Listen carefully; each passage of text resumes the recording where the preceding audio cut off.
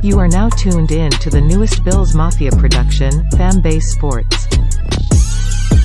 Join Jarek Hall and Kari Demos as they take you around the world of sports. Every Tuesday night at 7 p.m. Eastern. Only on the official network of the original Bills Mafia.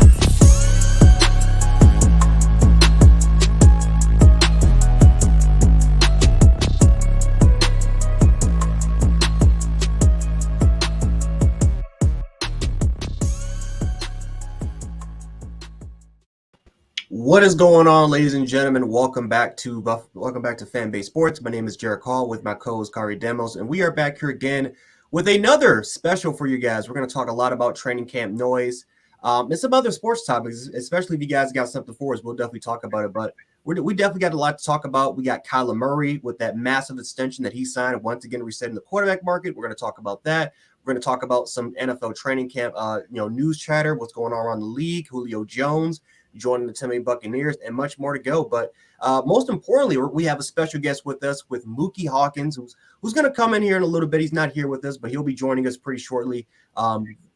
Phenomenal person, a guy that's pretty much in charge of all of this, man. So again, for the most part, he's the beat reporter for the Buffalo Bills. A lot of people know him in the local community. So if you're not from Buffalo, I'm telling you, man, I mean, he has been viral. You trust me, you've heard of him. I mean, you've definitely heard of his name before. He makes he's always in the headlines, but yeah, we can't wait to kind of get him on here, and he's going to talk with us what's going on in Bills camp, because he's in St. John Fisher right now. He's in St. John Fisher, which for those who don't know, that is where the Buffalo Bills are having their training camp. So he's going to talk with us what's going on there, and I'm just overall excited to kind of have him. So we'll kind of wait for him to get in here, but before then, man, we're going to talk some more ball. We're going to talk some more ball, what's going around the league. So Kari, man, we'll start off with you first, man. What's going on with you, man? What's been going on, and what's your kind of your thoughts of what's been going on lately? Yeah, man. Glad to be back on as always, and it's just the usual. It's good to see that training camp is getting going. Teams are reporting, players are on the a lot of non-football injury lists. I'm seeing that, but it's been good. It's been a busy time. Just trying to catch up with everything. There was like a little bit of a break, but it really wasn't even a break. There was still a lot of headlines, still a lot of action going on, people getting traded.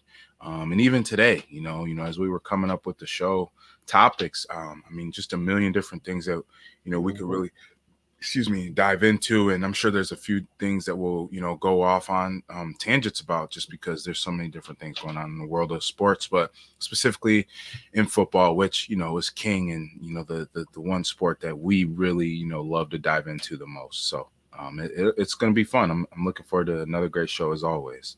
Oh yeah, man. And like I said, we got the obvious suspects. We got my boy Nabil. He's in the chat. We got for the most part. We got Georgia fans in the chat. We got a lot of people from the college football community here. And I ain't gonna lie to you, man. I mean, speaking of a Georgia Bulldog, James Cook making some noise.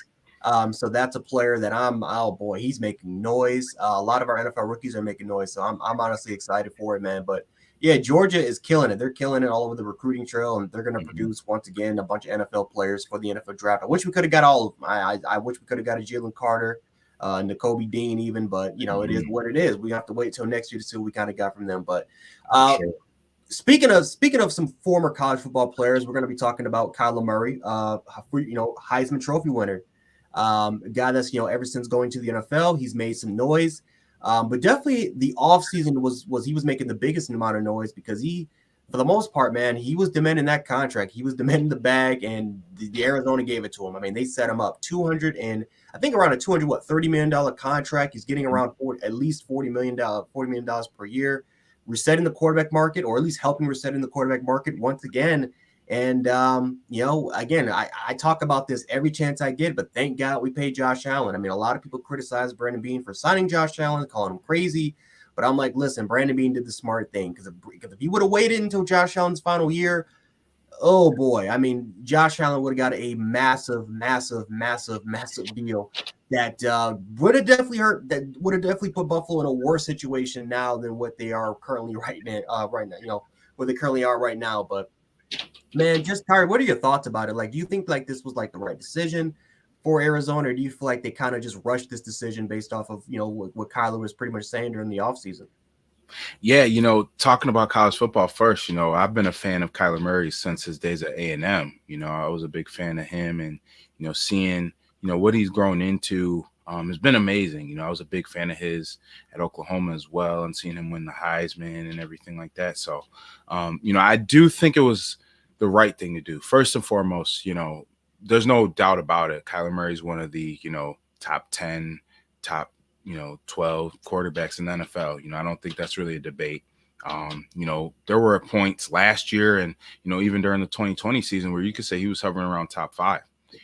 He was really making a name for himself, really putting the Cardinals back on the map, something that they hadn't really been. They hadn't really been in the national spotlight since Carson Palmer, took them on, him and Larry Fitzgerald took them on their run in 2015 to the NFC title game. So, I do think it's a big deal that, they locked up a guy who, again, one of the better quarterbacks in football, obviously one of the most dynamic in football, just right behind Lamar Jackson in terms of, just his ability to move out of the pocket and things of that nature. And, this was something that I was always such a big fan of his game about is, he's one of the rare, dual threat quarterbacks, like true, like, okay, explosive runners that, he can put things together in the pocket. He can really carve up a defense, but I think the thing with him is, his size has obviously come into play at times, and it's unprecedented to see a quarterback of his size,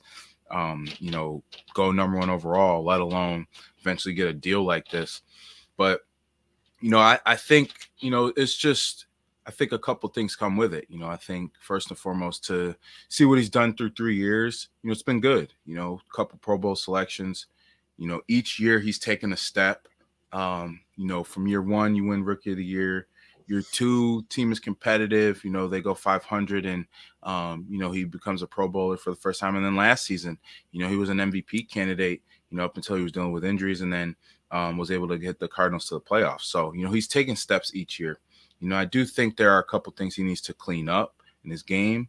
I think part of that as well is, with Cliff Kingsbury, him maturing his offense and kind of growing that and not just relying on that air raid system that Texas Tech, Houston, all the SMU, all those Hawaii, all those wide open offenses that, in college football are great, but they've shown historically in the NFL to not last as long. But, when you have a guy that is so connected to that system, I think the Cardinals have done right by Kyler.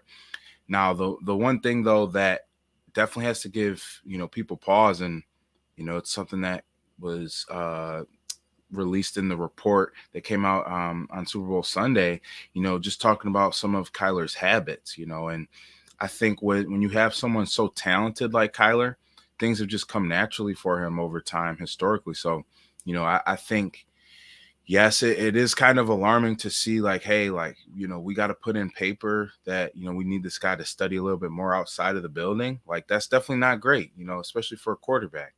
It's supposed to be the face of your franchise, the hardest worker, the leader of your team. Guys are supposed to follow that type of, or that player in that position. But at the same time, too, I think Kyler has shown, whether it's his play on the field or his personality, he's not your everyday quarterback, So, I think the first couple of years they had to let him show who he is and let him show, like, hey, this is how I handle my business. But, I think just knowing that he is the talent that he is, he has accomplished certain things here in this league already. Those things are great. But for him to exceed and reach that potential that he obviously has, I think, being able to just lock in a little bit more, just being able to turn the pressure up a little bit more, is something that'll be able to get him over the hump. And, maybe eventually, I'm not saying they're ever going to win a Super Bowl. That's one of the toughest divisions in football, even with the, Seahawks falling off a little bit in the last couple of years. But, I still think, he's going to be, one of the better guys in football playing the quarterback position. But not only that, I think he gives them a chance every time he touches the field. That's the biggest thing. It's the one thing you want to ask. that's the one thing you got to ask for your quarterback every time he touches the field is he gives you a chance to win. So, not only the highlight stuff, not only the just some of the things he's accomplished already, but just knowing that he's a guy that brings a lot to the table culture wise now too. The Cardinals have been a relevant franchise the last couple of years, and a huge part of that is because of Kyler Murray. So, what are your thoughts on it, Jarek? I know it's been a very debated topic, and it's funny that he got $46.1 million, just a notch above Deshaun Watson. Yeah. But yeah, just your thoughts on the Kyler Murray deal. Yeah, I get it. I mean, it's the court. I mean, this is the quarterback market. Dak Prescott, I mean, for the most part, he reset the market. He got paid over $40 million.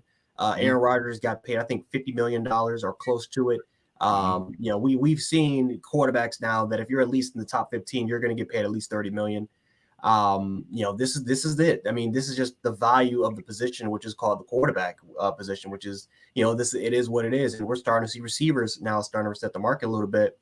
The question is, though, is that did Kyler Murray, did he back Arizona to a corner in order for him to get this contract? Because this is something that Arizona, they didn't try to, and who knows, but from what we've heard, I mean, this is something that they've not been trying to really work on that much, or maybe they decided to kind of wait on it a little bit. But it seems like Kyler Murray really wanted to get paid. He believed that he was a top-notch quarterback in this league.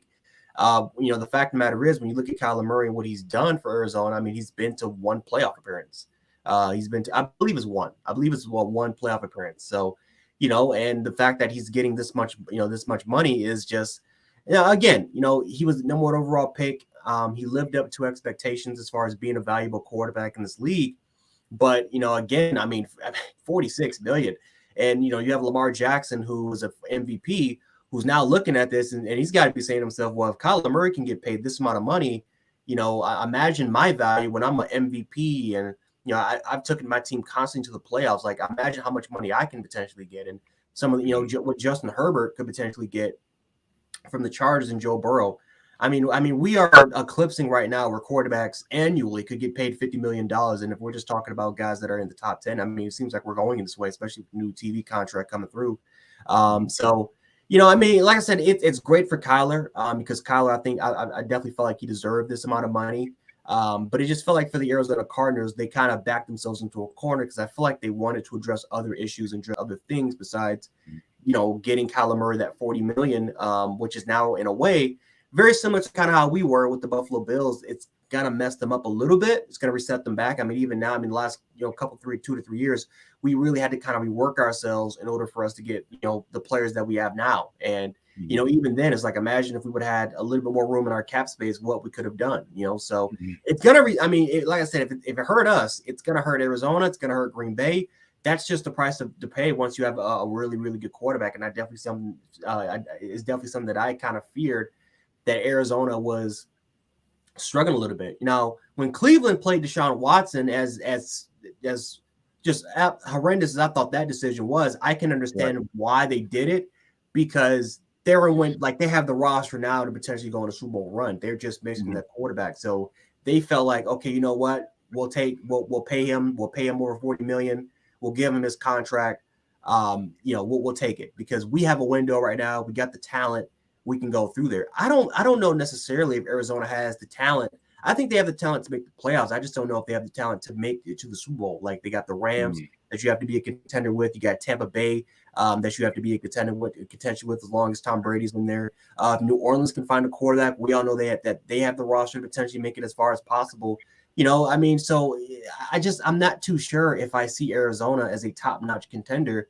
Even with Kyler Murray now, and now you have to look at it, 2 to 3 years looking down the line. And I mean, now you have to kind of deal with a situation where it's going to mess you up a little bit cap wise. It's going to mess you up for getting the players that you want to try to pursue. So, I'm glad for Kyler. I'm glad for Kyler, but who knows? I mean, is Cliff Klings, is Kingsbury, is he going to be there? Right. That's a big question. Is Kingsbury even going to be there? So, we're going to have to wait and see.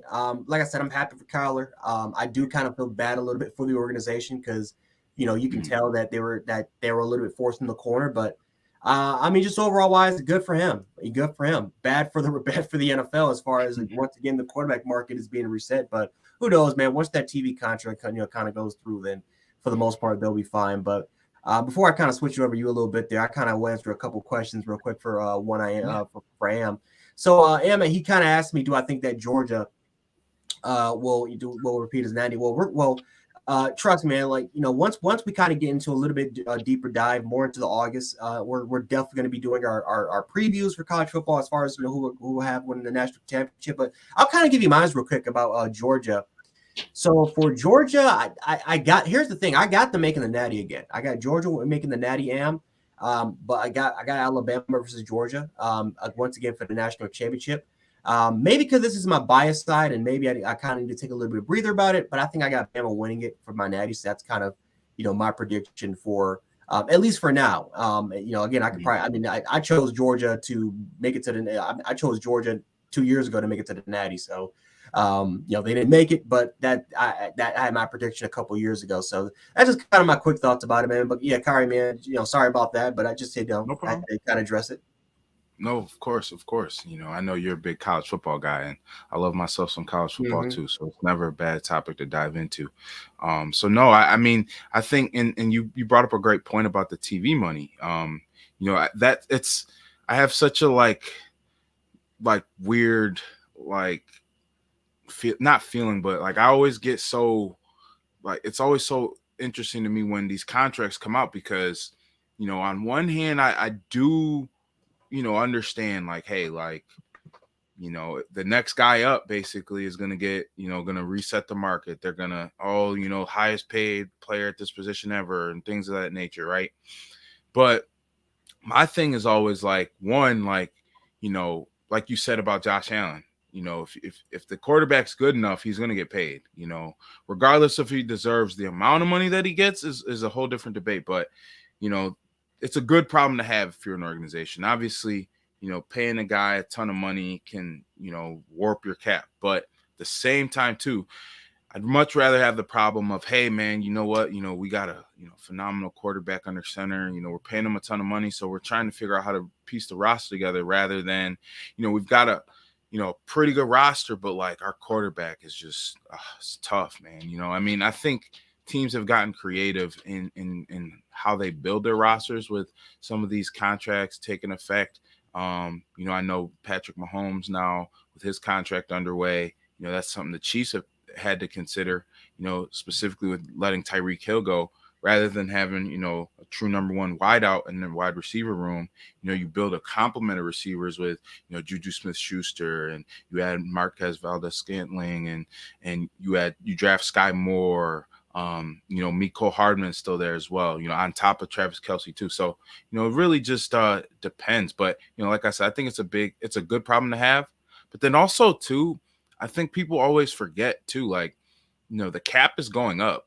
Obviously we had the COVID year and, even last season, when I was working with the Bills, I saw it first and foremost, there was a lot of cost cutting to make sure that the NFL was able to recoup some of the money lost from 2020, so it was good to be able to see that the league got back on schedule with that. But again, like I said, and like you said, with the TV deal, I think people forget that, as much as oh man, Kyler Murray getting all this money. Yeah, but next year or even maybe before training camp's even over, Lamar Jackson might get his new deal. Next offseason, we might see Burrow get paid. We might see Herbert get paid. So when those guys' deals come in, I'm sure they're going to be at, if not higher than what Kyler Murray's deal is. So I've always been on the front of pay a guy early and, have to restructure down the line rather than, okay, we'll wait it out. They've had some good seasons so far. Let's see if they can do it again. And then they do it again. And then they raise the price up for themselves, So that's always been one thing I've stood on. So, I mean, I like you said, I do think that with the Kyler Murray situation, the Cardinals really had no choice. But at the same time, too, I think it was better for them in the regard that, okay, we're paying him now in year 4 as he's entering year 4. We've seen 3 seasons of him. We know he's a good quarterback. He has the potential to be a great quarterback. He's had flashes of being a great quarterback, but we've got to make sure that he's doing all he can to get to that potential. And I really think, personally, I know like we said with the study habits and things of that nature, my biggest issue is the Cardinals offense. I'm not a huge fan of, like I said, the air raid system, but I think Cliff Kingsbury has to show that he can diversify things a little bit more for Kyler and get those weapons, that ton of weapons that he has around him, get them involved in more creative ways. So, but we'll see. We'll see what happens. He's in a tough division. He isn't in the weaker conference in football right now, but we'll see how it all plays out for the Birds up out west. Yeah, and it's just like kind of one last kind of a quick point about it, man. But just it's like my question is like how will the other quarterbacks react?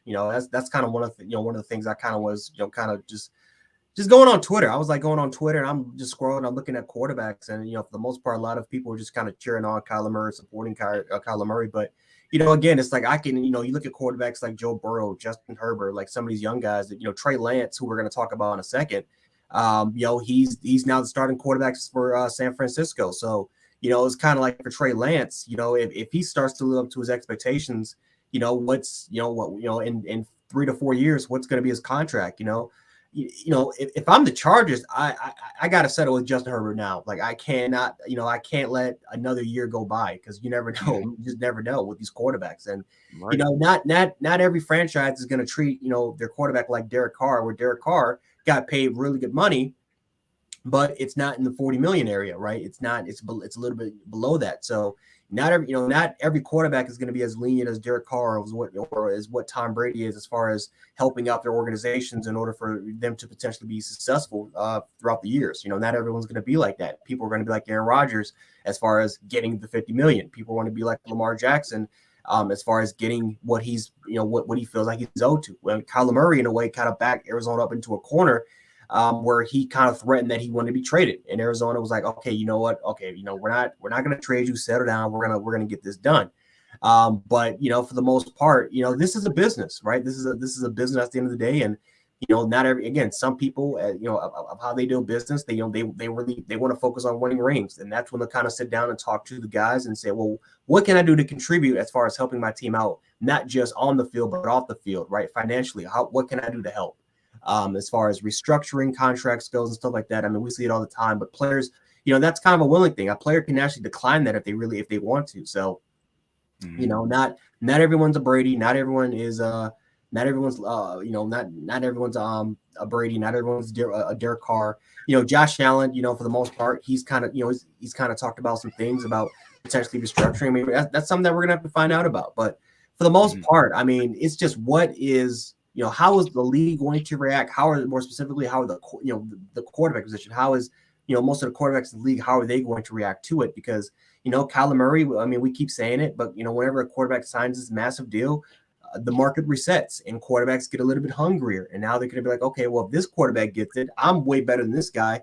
I think I should definitely deserve I should definitely deserve this money. I mean, we've seen it before with some of those guys. So some that I'm just interested in seeing, and obviously, we're gonna have to see just overall wise, years down the line, the reaction that Arizona is gonna have to give to us because, obviously they're going to be in cap hell. I mean, we're in a way suffering through it. So, they're not, the cap situation, it's gonna hit them. Maybe not this year, but definitely next year and the year before that, it's gonna hit them pretty hard. And we're gonna have to see if Arizona can maneuver it, and if Kyler Murray maybe down the line is willing to restructure. Yeah, for sure. It's an issue that, teams that and the thing is, a lot of the best teams in the league have this issue because a lot of the best teams in the league have the best quarterbacks in the league. So, I think it's something that, just to keep an eye on. We've seen it. We've seen how it's impacted certain rosters.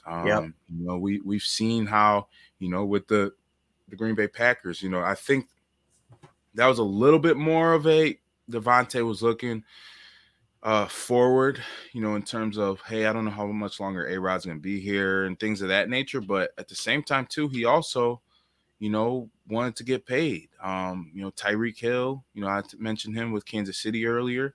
I mean, even just thinking about the Cowboys, having to let Amari Cooper go, having to let Cedric Wilson go. And when you have a CD Lamb and a Michael Gallup, yeah, you can do that. But at the same time, too, they had all four of those guys on their roster last season, and all four of those guys were able to contribute to, one of the best not passing attacks, just offenses in general, in the league. So, it's a lot of business decisions have to be made by these front offices. And I'm glad that they're making them because, I don't know how I would have to do it if I was in that position. It's a tough gig, to say the least. And, I don't envy them. But at the same time, too, like I said, it's a good problem to have when you have to restructure things around, having a good quarterback that you paid. Yeah, man. It's a crazy situation. It's something that we're gonna have to find out about. But that's just today's age. I mean, receivers are getting paid $30 million. Like that's the new market now per year. Mm-hmm. Running backs, I think, are gonna try to, because they're asked to do way more things. But and unfortunately for the running back position, it's kind of like it's kind of one of the easiest positions to replace. So they're kind of getting kicked out when it comes to the value of their money. But the quarterback position is the most valuable position in the league. And, we're seeing it every single year where quarterbacks are just keep resetting the market. And we're about to enter an era where quarterbacks are potentially going to get paid $50 million annually. And so, again, I'm glad that we paid Josh Allen. Glad that Brandon Beane paid Josh Allen the way it is. A lot of people called him stupid for it. But, looking at it now, I mean, in about a couple years, we're about to get out of cap hell. A lot of teams are just about to now enter it now, but paying your quarterback. I mean, that's the price you have to pay as far as getting as far as paying the most valuable position in the league. That's how again, you got to have a quarterback to win championships, unless you have the anomaly 2015 no-fly zone 2000 Baltimore Ravens, and right. It's so rare to find now in today's league that it's uncommon for that to actually happen, but. Kind of the Seahawks approach, even. I mean, even then, I mean, you had Russell. Yeah, you had Russell Wilson. His rookie year was not, wasn't a great, wasn't great, but it was really good. It was a good rookie season. 100%. Yeah, but kind of moving on to the next topic. One of the things we want to talk about is Trey Lance. Trey Lance is going to be the starting quarterback, and he didn't win the job. The 49ers did something that it's not rare to see, but obviously it's something that it's something you don't really see a lot, and that is pretty much telling your starting quarterback to say, listen, you got to sit down. We drafted Trey Lance, and we want to see what he got. I mean, Jimmy Garoppolo, he didn't do anything particularly to lose the job, but I get it. So it sucks for Jimmy G because they pretty much it was Lynch, it was of course. It was Lynch. It was Shanahan. I mean, they had everyone. They had everyone in that room in order for to try to get Jimmy G in there. But, you can't cut him because obviously of the contract, but maybe you could try to seek out a trade. I think that's something that Jimmy G is going to try to look for. He's going to try to look for a trade because I do believe that he's a starting caliber quarterback in this league. But, they want to move on, and Trey Lance is going to be the guy moving forward about it. So, do you have an issue with that? Do you have an issue with Jimmy Garoppolo kind of sitting back? Do you feel like Trey Lance should have probably earned his stripes, or are you kind of just are you kind of in the ballpark where Trey Lance has to kind of show us something? Yeah, this is really one of the most intriguing situations I've ever seen. I just think there's so many factors with it, because first and foremost, like you said, Trey Lance didn't win this job, but I definitely think Jimmy Garoppolo lost the job. Yes, he's played in 2 NFC title games in the last 3 seasons, obviously playing in Super Bowl 54 in 2019.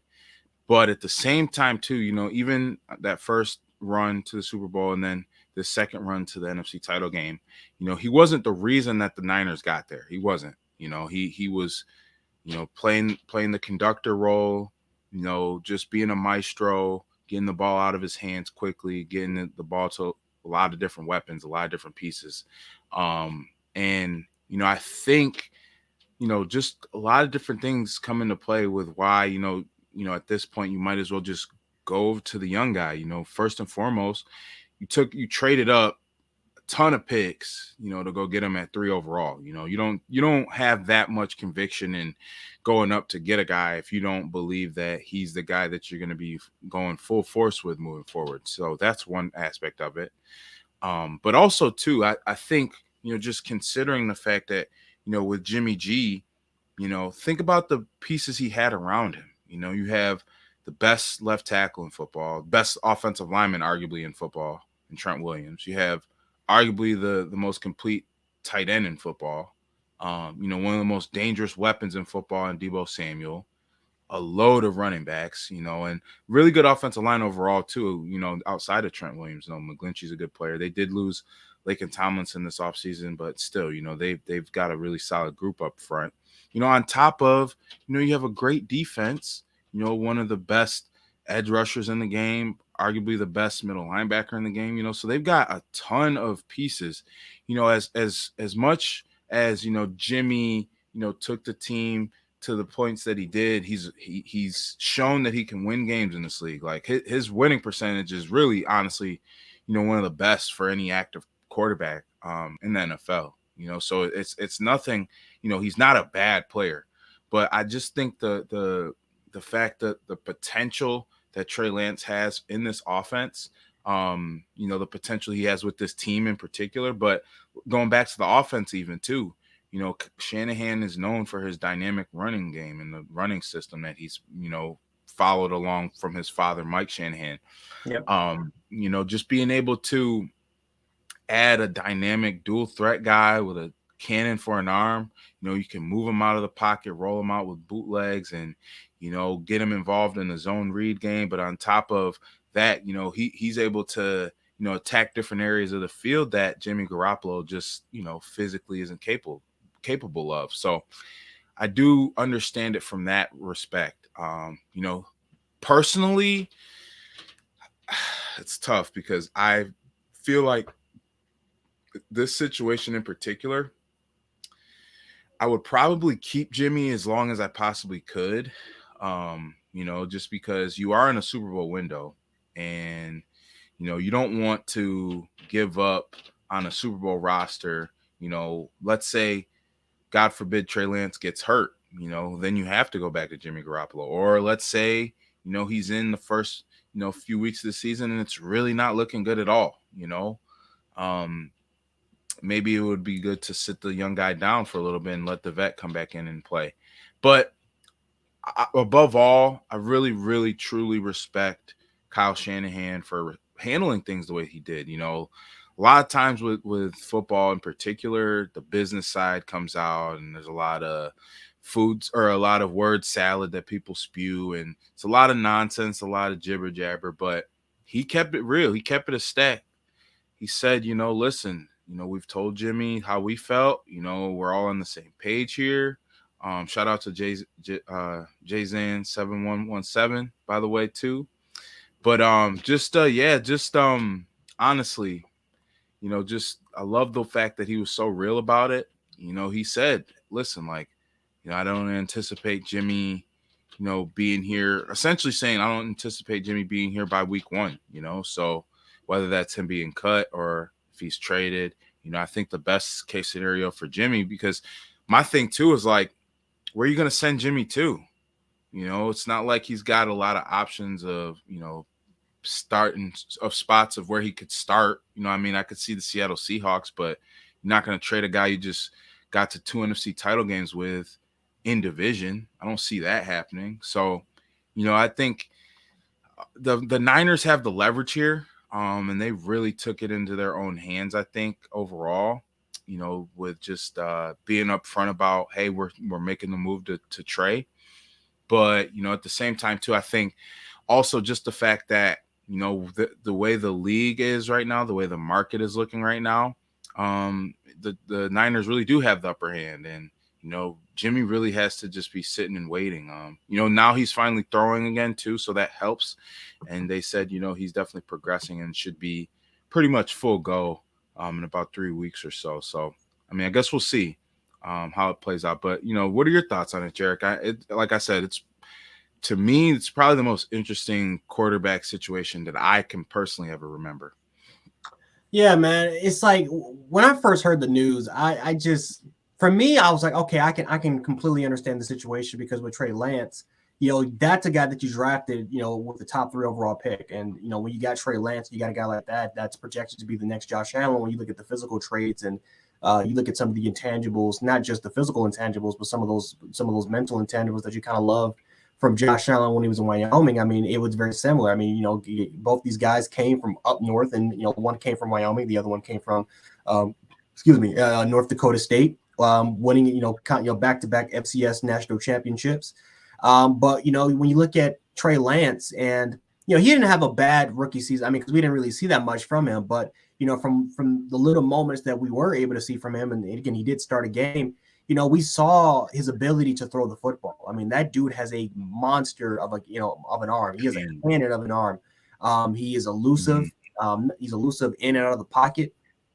That's a guy that has that bulldozer, that bulldog mentality, man. I mean, he's 6'3", 235 pounds. I mean, he's a big dude. So, I mean, when you look at everything that he has, I mean, it's very similar. I wouldn't say to Josh Allen, because I think that Josh Allen is in a completely, I mean, him and Cam Newton, as far as a quarterback, with just the body type that they have, is running the football with their arms, I think they're in a completely different planet. But I think you can be in that same realm as Patrick Mahomes, as far as Patrick Mahomes' ability. I mean, Patrick Mahomes is a 6'3", 230-pound quarterback himself. He's a big quarterback. So, I think that he could potentially be in that realm. But we're just, we're going to have to see. And the only way for you to see is for his ability to play. So, I'm one of those guys that I believe in the ability that you have to earn it. I think that you have to be the one that you have to knock off the top guy in order for you to potentially earn the job. I feel like they're in a little bit of a concern that if Trey Lance can't beat, if he can't really have the ability to beat out Jimmy Garoppolo for the job, then, is Trey Lance really the guy for you? Because yes, you want to see him play, but he has to beat out the quarterback at the end of the day. Now, I'm not too sure what's going on in those training camps, those practices. Maybe we're going to have to take a closer look at it to see what's been going on there. But, again, if Trey Lance is not beating Jimmy Garoppolo, it doesn't matter if he's not playing a game or not. That's a concern to me, that you can't beat out this guy when you're a top 3 overall quarterback. Now, again, it's year 2, so that's why if Jimmy G is the guy for this year, I wouldn't mind it, because I think we're all kind of forgetting that, not every quarterback is going to start. It takes a process in order for you to potentially get your opportunity. I mean, when you look at Aaron Rodgers, it took Aaron Rodgers I think around 4 years, 3 to 4 years. Yeah, he sat 3 years. Yeah, he sat 3 years before he got an opportunity in 2008. So, in 2009. So I mean, not everyone is going to have that opportunity. So we're just gonna have to see for the most part. We're gonna have to see what Trey Lance is gonna what he has to be made of. And I just feel like, in my opinion, they were rushing the process. I feel like they were rushing it just a tad bit, because Jimmy G was good enough to get you to an NFC Championship game. And I get it. If Trey Lance gets in there and all of a sudden he lives up to expectations, that's a guy that could maybe eclipse Jimmy G and potentially get you guys that ring. But from what we've been able to see, Jimmy G is good enough to get you to the playoffs. The defense is going to be great offensively. They should be about the same. They got the offensive line is going to be one of the best in the league. You got your running game. Deebo Samuel's there. George Kittle's going to be there. They got players. They got guys. Ayuk is there as your number 2. So I mean, for the most part, they got the guys to potentially make a playoff run. But at the same time, though, like I said, I completely understand it. Because if Trey Lance gets in there and he does live up to expectation, and maybe let's say he grows from his growing pains, because he's going to have growing pains as a quarterback, but he grows and becomes better, that's a guy that, again, can, like I said earlier, can eclipse Jimmy G and potentially can get that, that team over the top and win a Super Bowl for the immediate future. So it's better in a way to see what you have now than what you have than what you can kind of project 2-3 years down the line. But I don't know. At the same time, it's just, I'm just in a believer that you have to win. You have to beat that guy out in order for you to get your spot. And I feel like that is a little bit of concerning to me, that he didn't necessarily beat Jimmy G in the traditional way. You kind of just forced Trey Lance to be in a position where all of a sudden you have a guy in Jimmy G who's still a capable starting quarterback sitting in the back. It reminds me a lot of Tua and Ryan Fitzpatrick, where Tua didn't necessarily beat out Ryan Fitzpatrick. Matter of fact, that year kind of proved that Ryan Fitzpatrick was better, but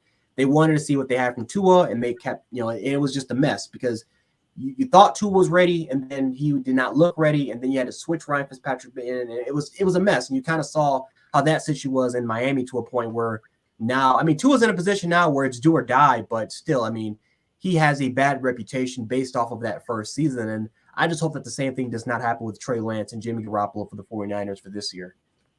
Yeah, and it's crazy you say that, but this situation with Trey Lance and Jimmy G, the situation with Tua and Fitz, like that's just showing the business of football for you. It's Yeah. clear as day. Like, guys that were top 5 picks who, the ownership and, the front office staff really want to make it work. And just the fact now that, hey, all these quarterback deals are getting done early. Obviously, we just talked about Kyler Murray. We talked about Josh Allen getting his deal going into year 3 or the year 4 that was last season for him.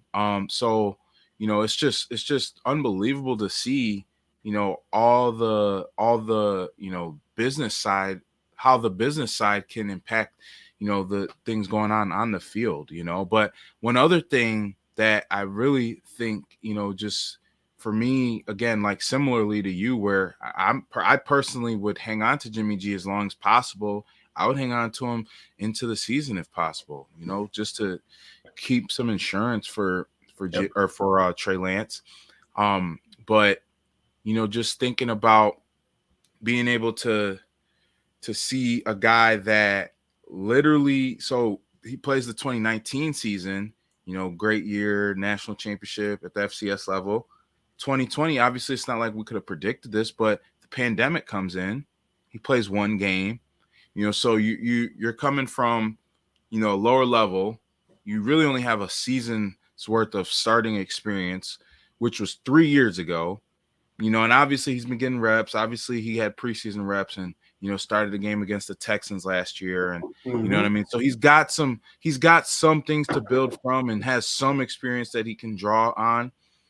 But at the same time too, I mean, this is a very, very, very inexperienced guy that we're going to see, starting for one of the best rosters in football, in one of the most competitive divisions in football, with a chance to, potentially, make the Super Bowl, So again, this is just very rare. Like, this isn't like, natural parallel being with San Francisco. This isn't Joe Montana and Steve Young. Steve Young had been in the NFL for a few years before he took over for Joe Montana. This is much different, much, much different. I do hope for the 49ers sake that they are able to get the best out of Trey Lance, because, I do like Trey Lance's talent, and he just, from all accounts, he seems like an unbelievable person, above all, not just the football player that he is. A lot of people are rooting for him. I'm definitely a fan of his game, and I've always been a big fan of, dual threat quarterbacks. So, I definitely want to see him succeed.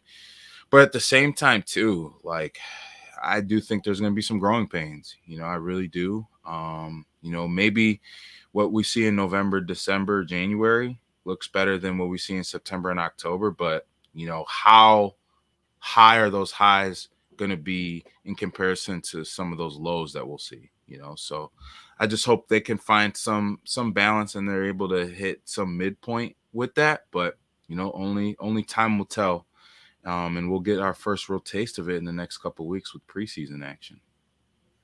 Yeah, I mean, we're definitely gonna have to watch out for it, because I mean, if Trey Lance doesn't live up to expectations, then I mean, you have your backup in Jimmy Garoppolo. But if this is, is this going to be a very similar situation to Baker Mayfield, where you have, a guy that's supposed to replace you, and all of a sudden you're the backup quarterback, you don't want to be there anymore, and now you're in a situation now where you have to rely on Jacoby Brissett. I mean, is it going to be a situation like that where Jimmy Garoppolo says, "Okay, trade me. I don't want to be here. You guys clearly don't. I'm not going to be the future here.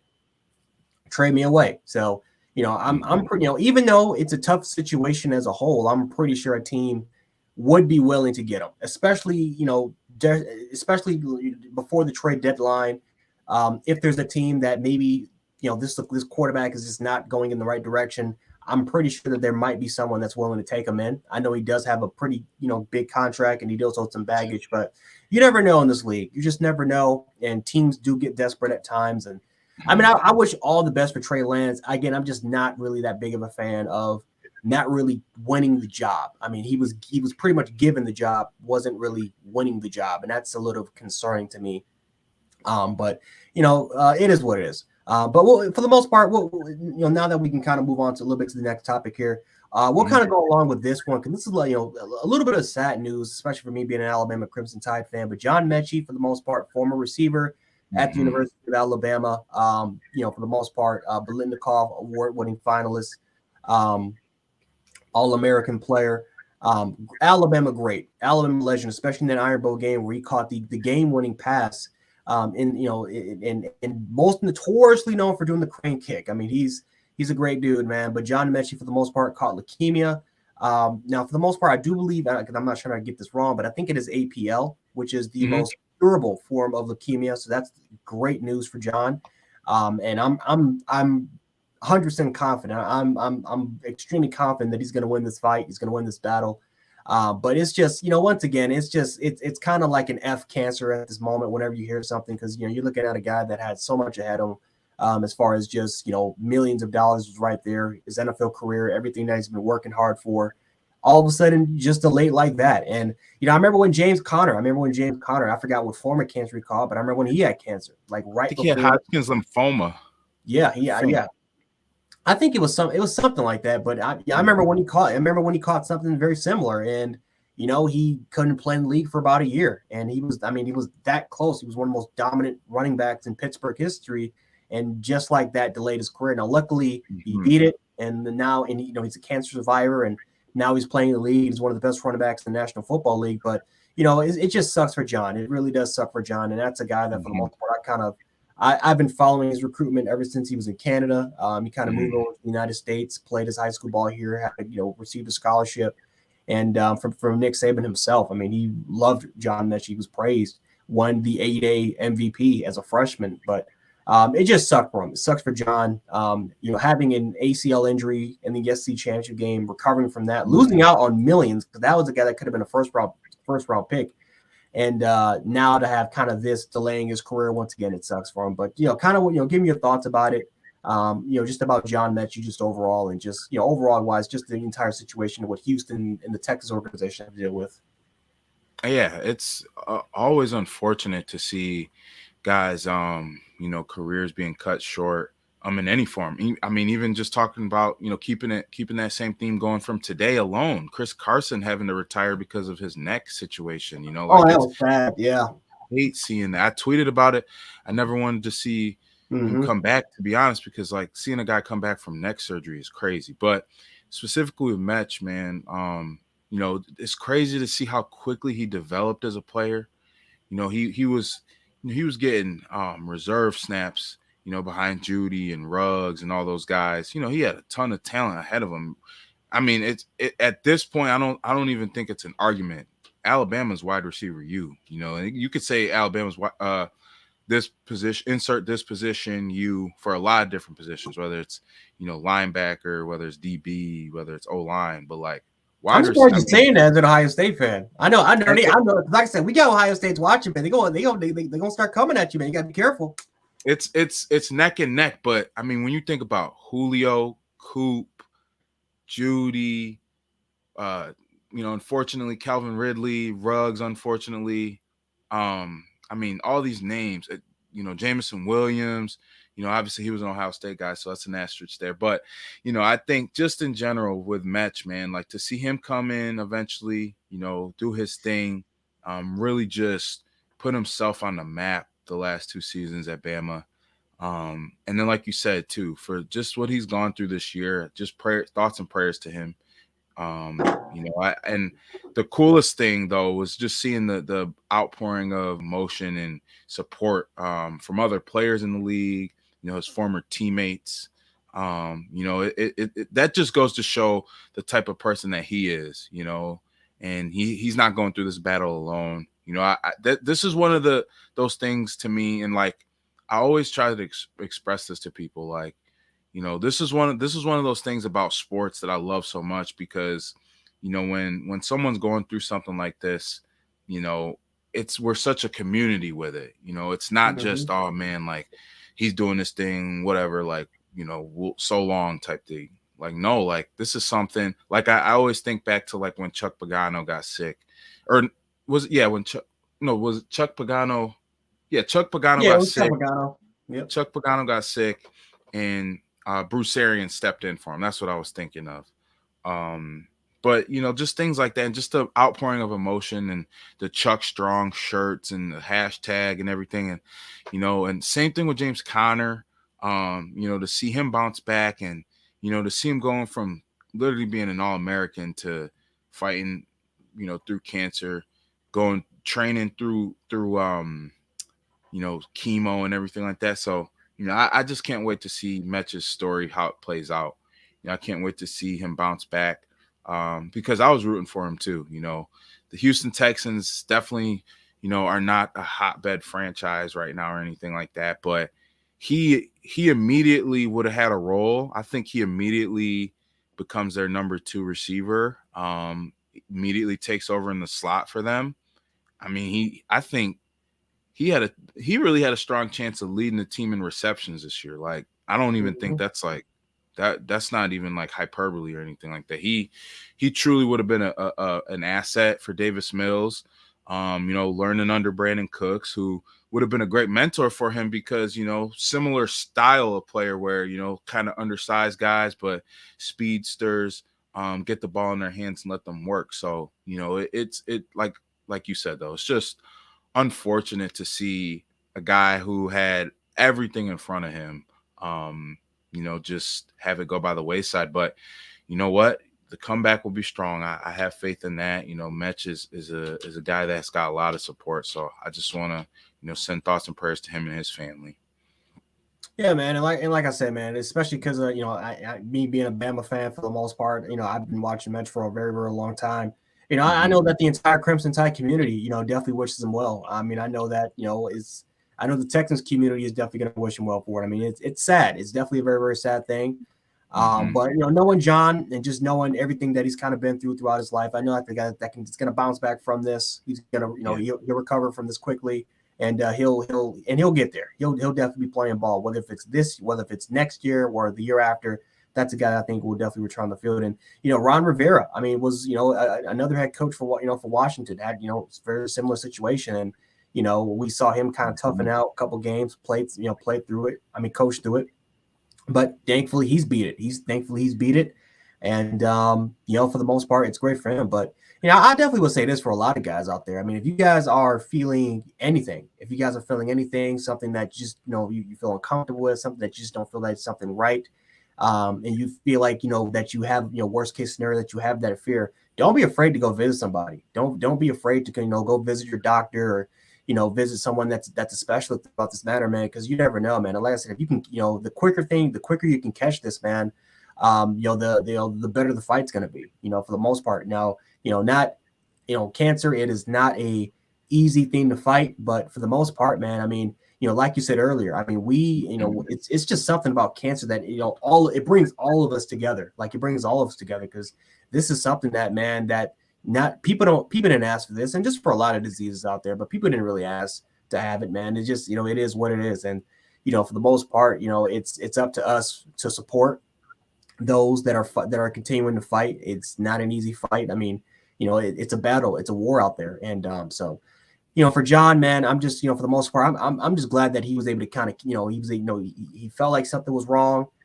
He went to his doctors, and for the most part, they were able to kind of catch it, and he was able to receive some pretty good news as far as, this being a curable form of leukemia.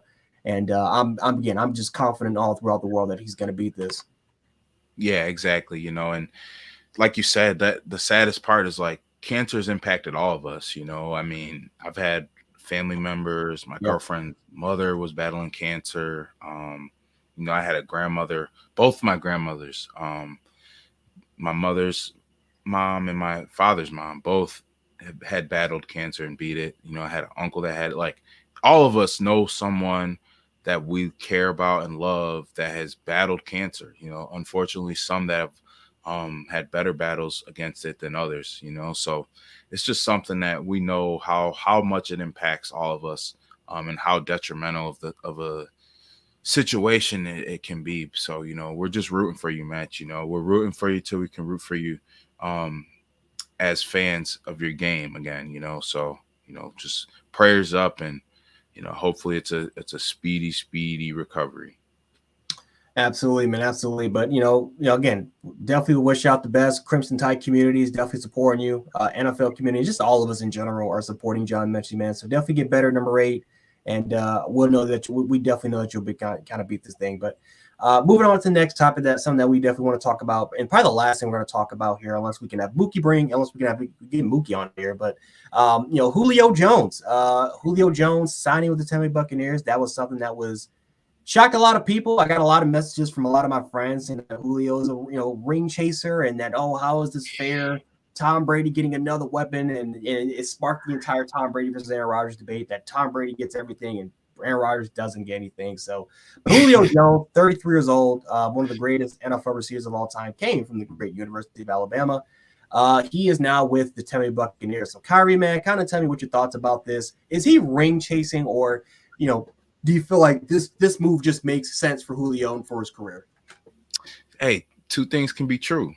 He is ring chasing, definitely. But at the same time, too, this is, probably the best situation he could have found for himself. I think all the factors, the fact that he's not even going to necessarily be their number 3 receiver. Who's to say that Russell Gage doesn't receive more targets than him this season?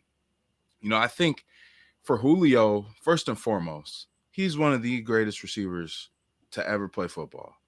And if he's able to get a ring after all, that he went through in Atlanta, putting up nearly 2,000 yards in a season, and, not that team not making the playoffs, and, the fact that, all those, the year he made it to the Super Bowl, and the unbelievable plays he had in that game, and not being able to bring home a championship. I do think it's great for him. And I actually, really am interested to see how he'll fit in this offense, because, with Chris Godwin, yes, he is on schedule in terms of his ACL and knee, recovery and everything like that. So that's good in terms of that, but at the same time too, I don't want to, if you're a Bucks fan, like, do you want to necessarily be relying on Godwin in week 1 if he's not 100%? Like, you want to let that guy get as healthy as he possibly can, because when he's all systems go, he's one of the best receivers in the game. So, obviously you have Mike Evans still, figuring things out with Godwin, and then even with Russell Gage, who will definitely be, the primary target in the slot. But Julio at this point now, I think this signing really just is about the postseason, like you said.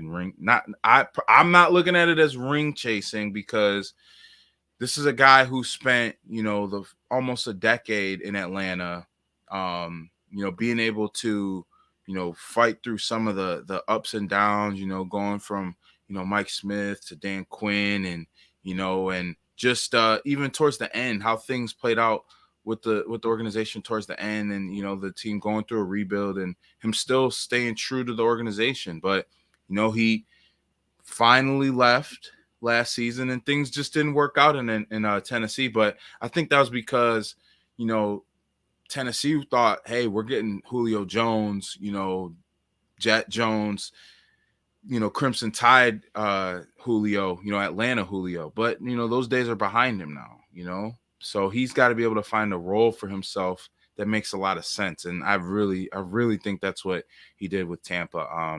It'll be interesting for him going back to Atlanta at some point this season, so that had to, and I obviously, like, I think the whole, the bigger picture thing of playing with Tom Brady and, the opportunity to win a championship, I'm sure those things were much more at the forefront of his mind with this decision, but it's got to probably be sticking in the back of his mind too. Like, oh yeah, I get to go to ATL this year too. So, we'll see how it plays out for him. So, what are your thoughts, Jarek? It's an interesting move, to say the least. Yeah, man. I think for Julio Jones, first of all, this is great for his career. I feel like this is an opportunity for Julio. I think Julio Jones knows at this point that he's 33 years of age. He's slowing down, but he knows he can play football. He can still be a little bit of a contributor. Maybe he can be that AJ Green, where he's at Arizona, where he's not the starting, he's not the number 1 guy, but he still is a serviceable receiver. He still is a pretty big contributor to that team. So I think Julio Jones, he brings something. He does bring leadership. He brings tons of experience. but he's also going to be going into a talented receiving room with, Chris Godwin there. I mean, you look at Mike Evans is going to be there. And then you really look at the number 3 guy. I mean, again, maybe that could be Russell Gage. Who knows who is going to be out, who knows is going to be there. But, Julio Jones, maybe he could be the 3rd guy, maybe the 3rd or the 4th guy. But, Julio is typically a big body receiver. He plays outside the boundary out there. But, it's something that we're going to have to see. Julio Jones is going to have an opportunity to kind of showcase if he has skills. But, what place is better than Tom Brady and the Buccaneers? I mean, they got one of the best old lines. They got one of the best coaching staffs, one of the best collective defenses. And, you look at the offensive unit with Brady there. I mean, that's a match made in heaven for Julio. And, if Julio Jones can pretty much showcase that he does have something left in the tank, even if they don't win a Super Bowl, worst case scenario, you can probably go to another team and they'll take you. Not just because of his name, but because he still has something, if you can showcase that he still's got the skills, which I thought even last year he showcased he had skills, especially against the Bills. The problem was that he just didn't really have enough snaps. And then it was the injuries that really affected his play. So if Julio can stay healthy, I think Julio has, can showcase that he still is maybe not the best receiver in the league like he used to be, but to be a serviceable receiver, we can maybe get around 600 yards, 500, 600 yards in a season. I think that's very plausible. So I think for the most part, again, I think both things are true. Like you just said, I think that, he has an opportunity to not only chase a ring, but to kind of cement that he can still play in this league. But again, it's just something that we're going to have to see about. I know Tom Brady is ecstatic about it, but I definitely wish, I know Tom wished that, I wish Julio Jones was just about 4 years younger because, it would be great to have a prime Julio Jones on the team. But, you can't really have it all.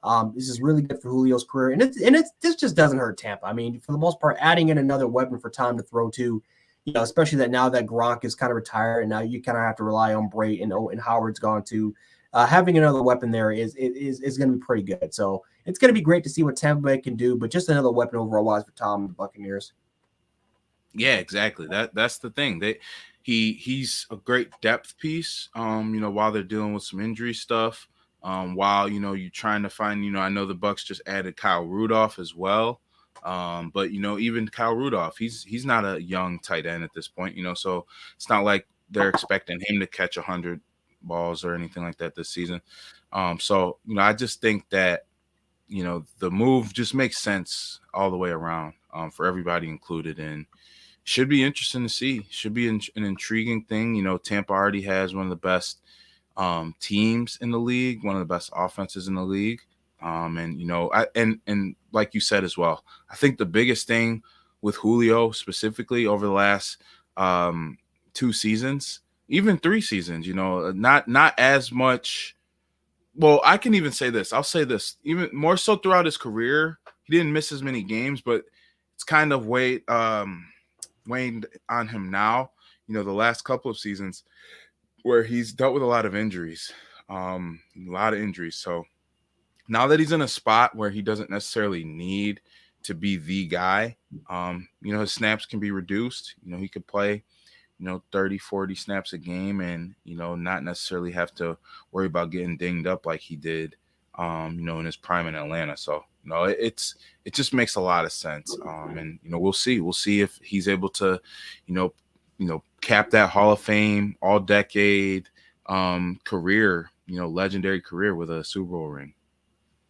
Yeah, man. And like I said, man, I mean, just overall wise, I mean, this is great. This is great for Julio Jones. And again, if he can get that ring, I think that's going to cement him as top 10 all time. Again, there's a lot of receivers out there that don't have the ring, but we do value it. We do value the ring in arguments as LeBron James and Michael Jordan and Cristiano Ronaldo and Messi and all the greats, that rings in a way do matter when it comes to debate. So this is going to be great overall for Julio's career. I just can't wait. Overall wise, I just can't wait to see what happens. I mean, the season is literally around the corner. Preseason is, man, we're just about a couple weeks away from preseason. So, well, the first, I want to say, I'm going to take a look here. The Hall of Fame game is that comes a little earlier, but that's literally next week Thursday. So we're 9 days out from NFL football. Yeah. Which is crazy. And before we go off and end things for the night, I think the signing of Julio is going to impact the OBJ market. Is there a team that you think he'll land with if you had to pick right now? It's got to be a winning organization. So honestly, I would say San Francisco. I think San Francisco, for you to be a serviceable number 3 guy, or you can even slide Ayuk to slot and put Odell Beckham out to outside. And what better way to train your quarterback or to get your quarterback ready than pair him up with another weapon in Odell Beckham Jr. And it takes the pressure off of Deebo Samuel. It takes a little bit of the pressure off Ayuk, and that would be. You slide in Odell Beckham there. That's arguably the best receiving core in the league. So, it's just and again, we all know that he's comfortable with California area. He's comfortable with the weather. He's familiar with that area. So, what better area than just to go to San Francisco and play under there with Shanahan, and and it will be again perfect for Trey. It will be perfect for Trey Lance over there. Yeah, I like that. I could see him. I love the California theme. I could see him sticking in California, sticking in LA, but going across town to the Chargers. I could see that. Yep. Especially with Josh Palmer's, I think, going to be a very good number 3 receiver. But you add OBJ to a receiver room with Mike Williams and Keenan Allen, with Justin Herbert under center, with Austin Eckler catching passes out the backfield too. That might be the best passing attack in the league too. So, he's got a lot of options, and obviously his injury, really will dictate, who he'll sign with, when he'll sign, things of that nature. But, it's all going to be playing out soon. It's just great that we're, back to the most exciting time of the year. Oh yeah. We're just about 9 days away, man. But yeah, guys, that's going to do it for us. That's going to do it for our show. Like I said, man, we are, just like Akari said, man, we are 9 days away. We are super, super close for the end, for the beginning, almost at the end, the beginning of NFL football season. And I can't wait for it. Now, it's going to suck for a lot of people because I know a lot of you guys might have to go to school. And some of you guys might not like that, but it is what it is. We're getting fall sports back, football, basketball. For the most part, over the weekend, we actually had, oh my God, the soccer games from Europe. They came over here and they started playing on NFL fields, and it was packed. You had Manchester City, Liverpool, Barcelona, Real Madrid. El Clasico was in Las Vegas. That was 90, 100K stack. So, we're close. Fall sports is literally right around the corner from us. So I am stoked to have that. And I know college football fans, they are pissed because they have to wait a little bit more of a month. But we got preseason, you got training camp. Focus on some of those other teams first to kind of get that out the way, then we can kind of go back to it. But like I said, more content coming from us really, really soon. We're going to get into the college portion, especially really soon. We got some other special guests that I've kind of talked to that are interested in joining. So we can't wait to kind of get these collabs and out the way. And me and Carl, we've been talking about just people that we could potentially bring on, and it's crazy. But it's sad that we couldn't get Muki on here. I'm pretty sure he's busy. Like I say, he's over there in St. John Fisher doing his own thing. We'll make sure to get him on the show sooner rather than later. But for the most part, we'll definitely make sure to kind of take care of that. But Kyrie, man, any last thoughts before we kind of get out of here? Yeah, just I hope everybody's enjoying their summer. July is winding down here, and let's keep this train rolling. I hope everybody enjoys their evening, and we'll see y'all next week. Absolutely, man. But so yeah, guys, this is Jared Hall and Kari Demos, and you can catch us every Tuesday, 7:00 p.m. Eastern Standard, 6:00 p.m. if you're on the Central Time. If you're on the West Coast, 4:00 over there. And for the most part, we talk about the latest sports, whether it's college football, whether it's NFL, whether it's basketball season. Doesn't really matter. We'll talk about it. We love to interact with you guys. I love to interact with the fans. A lot more future collaborations and projects that we're definitely coming up on the way. Because again, fall sports, it is coming, and we're tired of the off season. But we want to get into the meat and gritty about it. But yeah, guys, subscribe here if you guys are watching. Subscribe to Fambase Sports, especially if you're on Twitter, on Facebook, coming from there. Make sure to check out Buffalo Fambase Sports because there's a lot more content creators other than ourselves that are on here, and they're definitely putting in the work as well. And those guys are great. So yeah, guys, if you guys are coming from the Gent Sports YouTube channel, thank you guys so much for all the love and support that you guys have shown me, not just on my channel, but on this particular channel.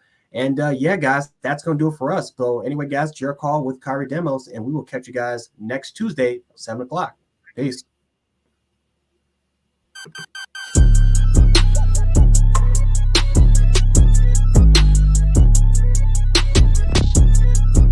You are now tuned in to the newest Bills Mafia production, Fambase Sports. Join Jarek Hall and Kari Demos as they take you around the world of sports, every Tuesday night at 7 p.m. Eastern, only on the official network of the original Bills Mafia.